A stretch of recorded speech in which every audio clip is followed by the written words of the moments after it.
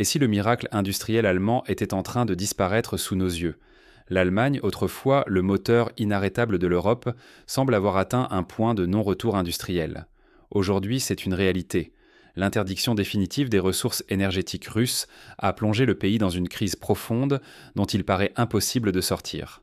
Des secteurs entiers, de la métallurgie à l'automobile, ferment ou délocalisent, effaçant des décennies de domination industrielle. Les prix de l'énergie, désormais parmi les plus élevés au monde, explosent littéralement, étranglant les entreprises et rendant toute reprise illusoire. Le cœur industriel allemand ne bat plus que faiblement. Derrière ce déclin, les choix politiques sont flagrants. La rupture avec la Russie et la transition précipitée vers l'énergie verte n'ont pas mené à la prospérité promise. Au contraire, l'économie allemande s'effondre, tirant dans sa chute une grande partie de l'Europe. Si la situation continue, c'est la stabilité du continent tout entier qui est en jeu. L'Europe risque de perdre son moteur industriel, son influence et des millions d'emplois. Sommes-nous en train d'assister, impuissants, à l'effondrement du géant allemand? Mais comment un tel géant industriel, admiré et envié par tous, a-t-il pu tomber si bas? Explorons ensemble les causes de cette descente aux enfers. Pendant des décennies, l'Allemagne incarnait la puissance industrielle, la stabilité et la fiabilité. Aux yeux du monde, elle était le moteur économique de l'Europe, tirant toute l'Union vers le haut grâce à son industrie et ses exportations sophistiquées. Ce succès reposait sur une fondation solide, une industrie lourde, compétitive et gourmande en énergie. De l'automobile à la chimie, chaque secteur avait besoin d'un accès constant à une énergie abondante et surtout bon marché. Le pilier invisible mais vital de ce modèle, le gaz russe. Depuis la fin de la guerre froide, l'Allemagne profitait de contrats avantageux qui assuraient à ses usines un approvisionnement fiable à des coûts très bas. Cette dépendance était un calcul rationnel, tant la croissance nécessitait une énergie peu chère pour rester compétitif sur les marchés mondiaux. Mais en 2022, tout s'effondre. La crise énergétique éclate. Les flux de gaz russe s'arrêtent brutalement, effaçant d'un coup des décennies de stabilité. Du jour au lendemain, le prix de l'énergie flambe, mettant en danger la survie même des industries allemandes. Ce bouleversement ne menace pas seulement l'Allemagne, parce que son économie était le pilier du continent, l'onde de choc atteint toute l'Europe. Ignorer à quel point la sécurité énergétique était cruciale, c'est risquer l'effondrement d'un modèle qui faisait la fierté de plusieurs générations.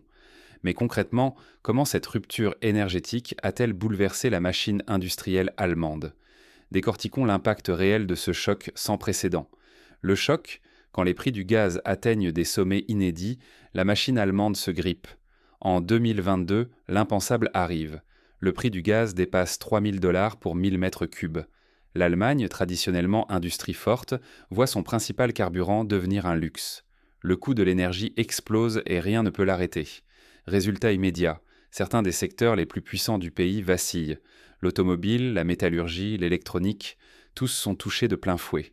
Des usines ferment, incapables de supporter des factures énergétiques multipliées par 3, voire par 4. Face à l'asphyxie, des entreprises emblématiques préfèrent d'en franchir l'Atlantique. Elles délocalisent leur production vers les États-Unis, là où l'énergie reste abordable. La fuite industrielle n'est plus une menace, c'est une réalité quotidienne. Le chômage explose. Les rues de villes ouvrières, autrefois prospères, se vident. Plus de 135 milliards d'euros d'investissement s'envolent hors du pays. À peine 10 milliards reviennent. Les capitaux fuient, la confiance s'effondre. L'indice de production industrielle recule d'année en année, parfois de plusieurs pourcents. Pour une économie basée sur la transformation et l'exportation de biens complexes, c'est une déroute sans précédent.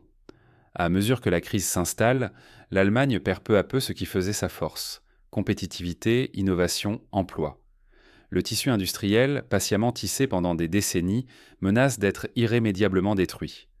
Cette spirale du déclin ne touche pas seulement l'Allemagne, c'est toute l'Europe qui tremble, car la locomotive industrielle du continent ralentit brutalement. Mais l'Allemagne aurait-elle pu échapper à ce piège? Existe-t-il une alternative à cette crise qui paraissait pourtant inévitable?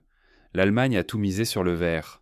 Mais à quel prix? En quelques années, Berlin a fermé toutes ses centrales nucléaires, puis a commencé à démanteler ses centrales à charbon. Ce choix radical visait à faire de l'Allemagne le champion européen de la transition écologique. Le pari, remplacer rapidement ces sources d'énergie pilotables par l'éolien et le solaire. Mais la réalité s'est révélée bien plus complexe. Ces technologies vertes sont non seulement coûteuses à installer, mais elles restent dépendantes de la météo et ne garantissent pas un approvisionnement continu. Résultat, pour assurer la stabilité du réseau, l'Allemagne a été contrainte de maintenir en parallèle des capacités fossiles, tout en investissant massivement dans les infrastructures vertes, deux systèmes énergétiques à financer pour une seule nation. La facture est colossale, se chiffrant à des centaines de milliards d'euros sur une décennie. Pire encore, la majorité des équipements solaires et éoliens proviennent de Chine. Cette dépendance a rendu la transition verte aussi risquée sur le plan industriel que la précédente dépendance au gaz russe. En cherchant à sortir d'une impasse géopolitique, l'Allemagne s'est enfermée dans une autre. Aujourd'hui, le prix du kilowattheure allemand est l'un des plus élevés du monde développé. Les ménages et les industriels paient le coût d'une transition bâclée, sans filet de sécurité ni solution de repli. Les usines ferment, les investissements fuient et le malaise s'installe. Et pour ceux qui espéraient un retour en arrière, c'est techniquement et politiquement impossible. Les anciennes centrales sont détruites, les contrats rompus, l'environnement géopolitique plus hostile que jamais.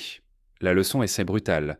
Une transition verte menée à marche forcée, sans pragmatisme ni vision à long terme, peut conduire une nation au bord du gouffre. Alors que l'Allemagne s'enfonce dans cette crise énergétique, l'Europe tout entière s'interroge. Comment éviter le même piège et préserver la stabilité de son industrie ? Ce naufrage n'est pas une fatalité. Que retenir pour l'avenir de nos propres économies ? Regarder l'exemple allemand, c'est comprendre que la souveraineté énergétique doit toujours primer sur les effets d'annonce. La dépendance à une seule source, aussi fiable ou écologique semble-t-elle, peut s'avérer désastreuse si le contexte géopolitique bascule. Première leçon, il faut impérativement diversifier ses sources d'énergie et sécuriser ses approvisionnements, même au prix de choix difficiles. L'Allemagne a misé sur l'abandon du gaz russe sans alternative solide, précipitant l'effondrement de pans entiers de son industrie. Deuxième règle essentielle, toute transition énergétique doit s'inscrire dans une planification de long terme, en gardant le réalisme au cœur des décisions. Privilégier le symbolique ou la rapidité coûte souvent bien plus cher à l'arrivée, comme le montrent les centaines de milliards perdus et la perte de millions d'emplois outre-Rhin. Troisièmement, l'avenir économique passe par un lien fort entre politique industrielle et politique énergétique. Pensez-y, chaque décision prise d'un côté doit être pensée pour soutenir l'autre. L'erreur allemande a été de séparer ces deux mondes, affaiblissant ainsi toute la chaîne de valeur du pays. Enfin, ne jamais sous-estimer le poids géopolitique de l'énergie. Ce levier peut être utilisé comme une arme ou un filet de sécurité. L'Europe en paie aujourd'hui le prix fort en voyant la puissance industrielle de l'Allemagne vaciller. Ne pas apprendre de l'exemple allemand, c'est risquer de commettre les mêmes erreurs ailleurs. Les conséquences seraient sans doute tout aussi graves pour d'autres économies, voire pour la stabilité de tout un continent. Mais alors quelles sont les mesures concrètes à adopter pour éviter de suivre ce chemin ? Regardons maintenant les solutions possibles, dès aujourd'hui. L'effondrement allemand n'est pas qu'un fait divers économique, il nous concerne tous. Ce qui se joue aujourd'hui, ce n'est pas seulement le destin d'une grande puissance industrielle, mais bien l'avenir de la prospérité européenne et notre capacité collective à rester maître de notre destin. L'histoire récente de l'Allemagne doit nous alerter. En quelques années, une succession de choix énergétiques mal calibrés, comme la rupture brutale avec la Russie et une transition précipitée vers le tout renouvelable, ont entraîné la disparition de secteurs entiers et plongé la première économie industrielle du continent dans une spirale de déclin. Ce n'est pas un simple accident de parcours. Ce sont des centaines de milliards d'euros de richesses perdues, des millions d'emplois menacés et une influence européenne qui s'effrite au profit d'autres puissances plus résilientes et mieux préparées. Face à cette réalité, il serait dangereux de se voiler la face. La crise allemande nous montre qu'une politique énergétique irréfléchie peut affaiblir durablement une nation et fragiliser l'équilibre de tout un continent. Il est temps de regarder la situation avec lucidité et de questionner nos propres choix collectifs. La question n'est plus seulement technique ou économique, c'est un défi de civilisation. Allons-nous laisser notre prospérité dépendre de paris hasardeux ou chercherons-nous à sécuriser notre avenir tout en préservant notre indépendance ? Ce débat nous appartient à tous.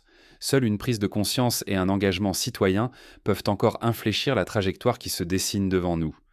L'Allemagne n'est que le premier domino. L'enjeu, c'est notre futur commun.